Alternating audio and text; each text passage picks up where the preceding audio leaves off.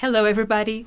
Anne Brightman is a Texas-born American entrepreneur with decades of experience in the real estate business.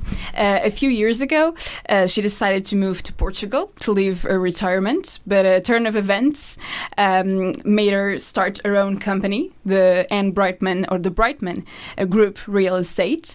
And thank you so much for being here today. Tell us, how has your experience with, living and working in Portugal has been so far? Well, first, let me say thank you very much for having me. I'm very happy to be here today. I'm always happy to share my experience in Portugal with especially people that are moving in or thinking about moving in to this country, because overall it has been really an amazing, fantastic experience. All those things that you hear about in the news and read about and are being promoted by Portugal tourism are true. The weather is amazing. The climate just could not be better. The further south you go, Algarve is very similar, I think, to Southern California. In fact, Portugal is often compared to California in terms of weather and geography. Porto being something further up north, like San Francisco, going all the way down to San Diego, and compared to the Algarve. So yes, it's amazing, and I'm very fortunate to be here. Something else that I think really is bringing a lot of people into Portugal, I'm referring specifically to the American market, because I think every market has a more generalized reason for coming in. The Brazilians, for example, are coming in because they're looking for safety. In general, that's their number one priority. Americans are coming in oftentimes because they're looking for political stability, where the political situation isn't so polarized, or health care, affordable health care, or just a good climate, coming from an area that's colder, like the northern states, to settle in a warmer climate. And I think also what is drawing a tremendous, well, I'm sure, ever since 2012, we have had the Golden Visa that has attracted a tremendous amount of foreigners.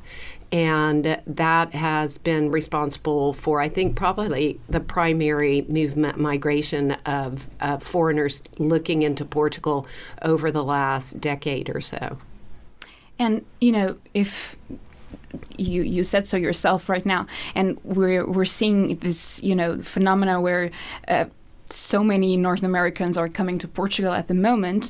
And if you had to point out some key aspects that you yourself have learned from coming here, to, give some advice to them, what are some key aspects about coming to Portugal and living and working in Portugal that you would advise to your fellow North Americans?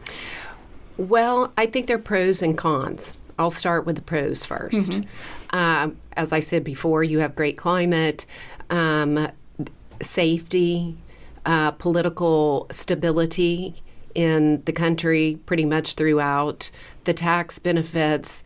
But something that is frequently not spoken of is how easy it is for foreigners, especially English-speaking foreigners, to come into this country, because Portugal has a pretty high education level. And when you're in urban areas, most people do speak English. So that really helps facilitate that transition. And of course, there's the medical care. I've had incredible experience with the hospitals and doctors here. And I know people that are coming to Portugal that could afford top care in the U.S. and in Canada that have come here because of the quality of the care that they're receiving. And the price is much, much lower than what it is in the U.S. or Canada. Well, Canada has socialized medicine, but definitely in the U.S. On the other hand, The downside is that for people that are applying for Portuguese nationality, the numbers have doubled since 2021, the number of applications. And they're getting, I think in August, they had almost 3,000 applications every day.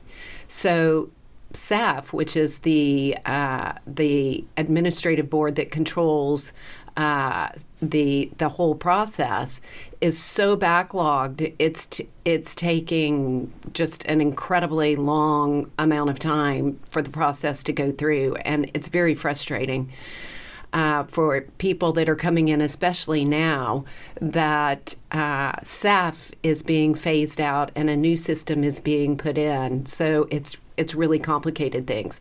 Another thing that for foreigners coming in from anywhere, flying into Lisbon especially, the situation with the airport has become unbearable. That is really an issue. And they have been working, I think, something like 12 years trying to figure this out. And Carlos Moedas, the mayor of Lisbon, has said that by next year they hope to have a resolution. And if they move the airport to the other side of the bridge, I think that will really help things. But still, that will take years to build. And it continues to be a big problem for a lot of people that are coming in. And it's really bad because that's the first impression, oftentimes, that they have of this country. And I think that is something that really needs to be focused on and resolved as quickly as possible.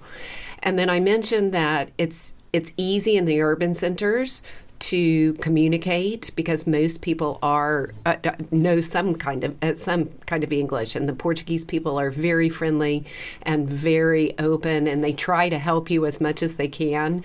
But when you get into more remote areas, when you get into the interior, the language barrier becomes an issue, and Portuguese is really not an easy language to learn. So you have to take that into consideration. And Americans are not famous for being great with languages, so we especially have an issue with that. And there are good things and bad things about this, but the public health care system here, I've heard wonderful things about from foreigners that have come in and have relied on the public health system. If you want to opt for private care, it's very inexpensive compared to what it is in the U.S. But the public health system has the other side that you can be waiting a year for an alternative surgery that isn't emergency, or people can't get in to get the care that they need for immediate attention. So I'm really not sure which way that goes because I've heard both sides, but it's a consideration. And something that I think as an American coming into Portugal really bothers me is that the minimum wage in Portugal is around 800 euros a month, and more than 40% of the families in Portugal are families, no, individuals, because that includes working youth all the way up to retirees.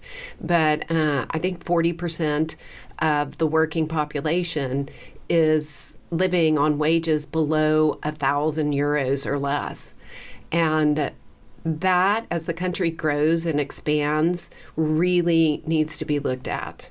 And I know there's a movement now to try and raise that. There is also a movement to try and go to a 4-day work week. Yes. That's being introduced. Yes, yeah. That's really interesting.